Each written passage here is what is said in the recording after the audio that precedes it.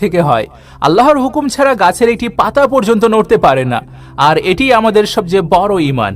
তো এর ওই রেফারেন্স নিয়ে একজন ব্যক্তি ডক্টর জাকির নায়েককে জিজ্ঞেস করেন, যদি সবকিছু আল্লাহর পক্ষ থেকে হয় তাহলে পৃথিবীতে যেই চুরি হয় সেটিও আল্লাহর পক্ষ থেকে হয়, যেই ধর্ষণ হয় সেটিও আল্লাহর পক্ষ থেকে হয়, মানুষ খুন হয় সেটিও আল্লাহর পক্ষ থেকে হয়, মানে ভালো জিনিসের সাথে সাথে সমস্ত খারাপ জিনিসগুলো আল্লাহর ইশারাতে হয়ে থাকে। আর যদি আল্লাহর ইশারাতে সবকিছু হয়ে থাকে তাহলে সেখানে মানুষের দোষ কোথায়?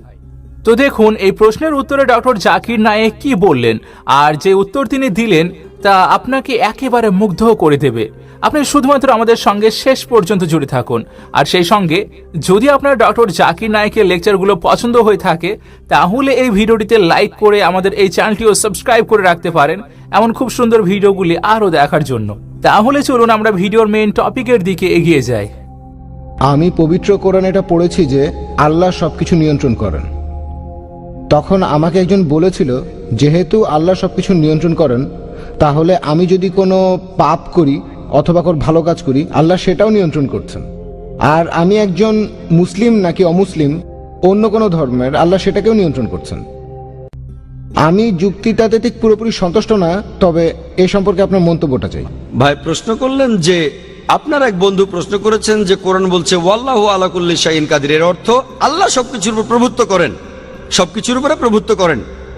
এখন কেউ যদি ভুল করে বলে তিনি সবকিছু নিয়ন্ত্রণ করেন, সে যদি মুসলিম হয়, এখানে আল্লাহ সবকিছুর উপরে প্রভুত্ব করেন, প্রশ্নটা কি আপনার?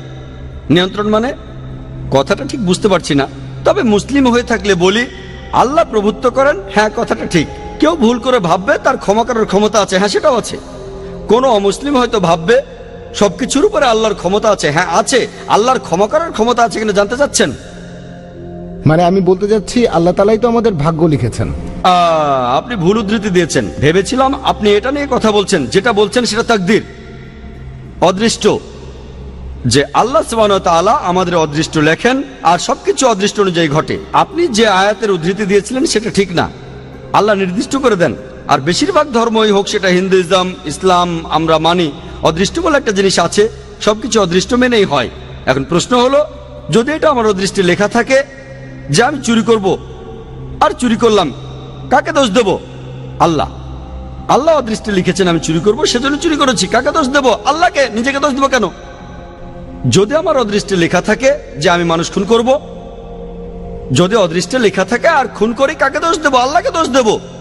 যদি আমার অদৃষ্টে লেখা থাকে আমি অমুসলিম হব, অমুসলিম হলাম, কাকে দোষ দেব? আল্লাহকে। তাহলে আমি দোজখে যাব কেন? ভাই আমরা কদর অর্থাৎ অদৃষ্টে বিশ্বাস করব, কিন্তু মানুষ এটাকে বুঝতে ভুল করে যে এই অদৃষ্ট কি। আর যেমন ধরেন, একটা উদাহরণ দিচ্ছি, ধরেন একটা ক্লাস, সেখানে 100 জন ছাত্র আছে, আর বছরের শেষ দিকে ফাইনাল পরীক্ষার আগে টিচার বললেন তুমি হবে ফার্স্ট ক্লাস ফার্স্ট, তুমি পাবে সেকেন্ড ক্লাস, আর তুমি ফেল করবে। তারপর ফাইনাল পরীক্ষা হলো, পরীক্ষা শেষ, রেজাল্ট বের হলো, প্রথম জন ফার্স্ট ক্লাস ফার্স্ট হলো, পরের জন সেকেন্ড ক্লাস, আপনি ফেল করলেন। উদাহরণ দিচ্ছি, কিছু মনে করবেন না। এখন আমি আপনাকে প্রশ্ন করি, যে ছেলেটা ফেল করেছে, যে ছাত্রটা ফেল করেছে, সে কি টিচারকে বলবে যেহেতু আপনি বলেছিলেন সেজন্য ফেল করেছি? আপনি কি টিচারকে দোষ দেবেন? না। যেহেতু টিচার 1 বছর পড়িয়েছেন, তিনি জানেন যে এই ছাত্রটা খুব মনোযোগী, ঠিকমতো পড়াশোনা করলে সে ফার্স্ট ক্লাস ফার্স্ট হবে, সেকেন্ড ক্লাস, এটা ফাঁকিবাজ, ঠিকমতো লেখাপড়া করে না, ফেল করবে। টিচার অনুমান করেছিলেন বলেই কি তাকে দোষ দেবেন? না। একইভাবে আল্লাহ সুবহানাহু ওয়া তাআলা তিনি এই টিচারদের চাইতে অনেক বড়, তার আছে ইলমে গায়েব, তিনি ভবিষ্যতের কথাগুলো জানেন, তিনিই হলেন সবচেয়ে বড় টিচার। তবে আল্লাহ তাআলা তার রয়েছে ইলমে গায়েব, তিনি জানেন যে ভবিষ্যতে কি হতে যাচ্ছে, আল্লাহ তাআলা আগেই সেটা লিখে রাখেন। যেমন ধরেন একটা রাস্তার সামনে দাঁড়ালেন, 5টা রাস্তা, 1 2 3 4 5, আপনি যে কোনো একটা বেছে নেন, বেছে নিলেন রাস্তা নম্বর 2। এখন আল্লাহ আগে থেকেই জানেন যখন এই লোকটা ক্রস রোডের সামনে আসবে সে বেছে নেবে 2 নম্বর রাস্তা, আল্লাহ আগে থেকে সেটা লিখে রেখেছেন। এই লোকটা যখন এখানে আসবে সে বেছে নেবে 2 নম্বর রাস্তা, আল্লাহ লিখেছেন বলে এটা হচ্ছে না, কিন্তু এমনটা ভবিষ্যতে হবে বলে আল্লাহ আগে থেকে লিখে রেখেছেন। বুঝতে পেরেছেন? আল্লাহর আছে ইলমে গায়েব, ধরেন আপনি পাশ করলেন কলেজ থেকে, হতে পারেন ডাক্তার অথবা হবেন ইঞ্জিনিয়ার। আপনি ঠিক করলেন ডাক্তার হবেন, এমন না যে যেহেতু আল্লাহ লিখে দিয়েছেন তাই আপনি ডাক্তার হবেন। আল্লাহ জানেন কলেজ থেকে পাশ করার পর আপনি ডাক্তার বা ইঞ্জিনিয়ার হতে পারেন। আপনি সব সাবজেক্টে ভালো নম্বর পেয়েছেন, পিসিবিএম, ফিজিক্স, কেমিস্ট্রি, বায়োলজি আর ম্যাথ, ভালো নম্বর। আপনি ঠিক করলেন ডাক্তার হবেন। আল্লাহ জানেন আপনার চয়েস দুটো, আপনি ডাক্তার হবেন, তাই আল্লাহ লিখে রেখেছেন আপনি ডাক্তার হবেন। তারপর যখন আপনি উপার্জন করবেন, আপনি 1000 টাকা কামাতে পারেন সৎভাবে, অথবা আপনি টাকা চুরি করতে পারেন। আপনি তখন চুরি করলেন। আল্লাহ জানেন যখন এই লোক বড় হবে তখন সে টাকা কামাতে পারে সৎভাবে বা চুরি করে, সে তখন চুরি করবে। আপনি যে চুরি করবেন সেটা আল্লাহ জানেন। আপনার বয়স যখন 25 বছর হবে তখন আপনি চুরি করবেন, আল্লাহ আগে থেকে জানেন তাই লিখে রেখেছেন। আল্লাহ লিখেছেন বলে আপনি চুরি করছেন এমন না, যেহেতু আপনি চুরি করবেন তাই আল্লাহ লিখে রেখেছেন। বুঝতে পেরেছেন? তাহলে অদৃষ্ট হচ্ছে যেটা আল্লাহ তাআলা লিখে রেখেছেন। কিছু জিনিস ফিক্সড, কে কখন জন্মাবে ইত্যাদি, তবে বাকি জিনিসগুলো এমন না, আপনি ঠিক করবেন। সেজন্য আল্লামা ইকবাল বলেছেন, খুদ কো কার ইতনা বুলন্দ কিয়া তকদির কে পহলে আল্লাহ আপনি বান্দে সে খুদ পুছে বাতা দে রাজা কিয়া है। অর্থাৎ নিজেকে এতটাই মহান বানাও যে অদৃষ্ট লেখার আগে আল্লাহ নিজে জিজ্ঞাসা করবেন তার বান্দাদের যে তোমার ইচ্ছা কি। এটা একটা শায়েরি। তাই আমাদের কাজগুলোর দায় আমাদের, সব দায় আমাদের।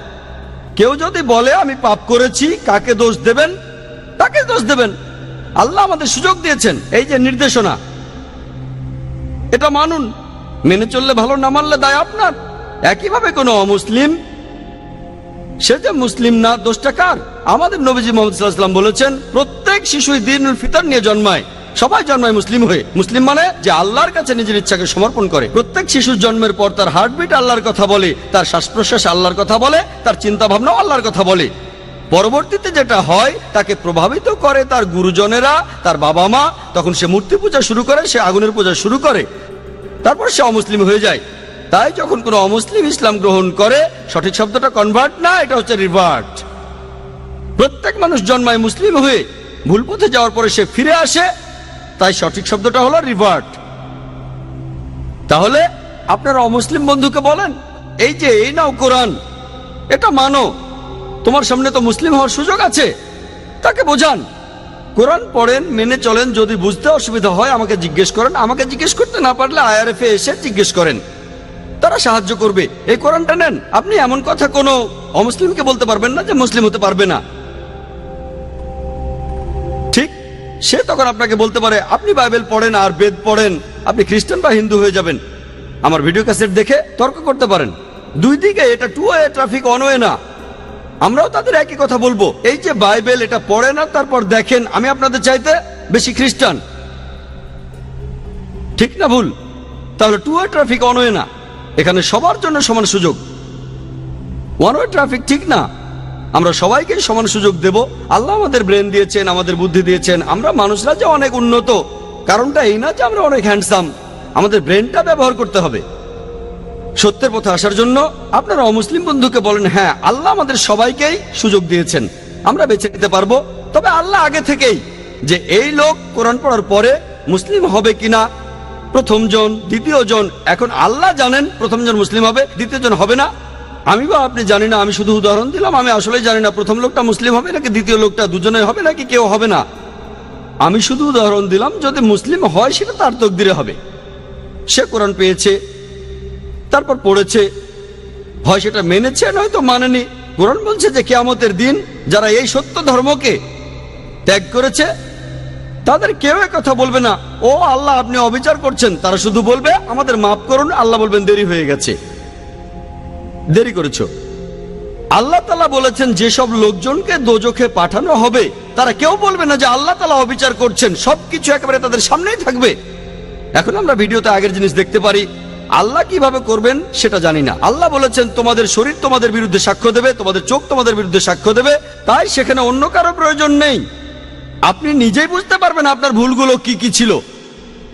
যখন আল্লাহর কাছে বলবেন আমাকে মাফ করেন, আল্লাহ বলবেন দেরি হয়ে গেছে। সুযোগটা পাচ্ছেন এই পৃথিবীতে, এত ভুল করার পরও আল্লাহ আপনাকে সুযোগ দিচ্ছেন। ভুল করছেন, আবার সুযোগ দিচ্ছে আল্লাহ। এই জীবনের পরে পরকালে হিসাব কিতাব। শেষ বিচারের দিন আপনার কাজের উপর নির্ভর করে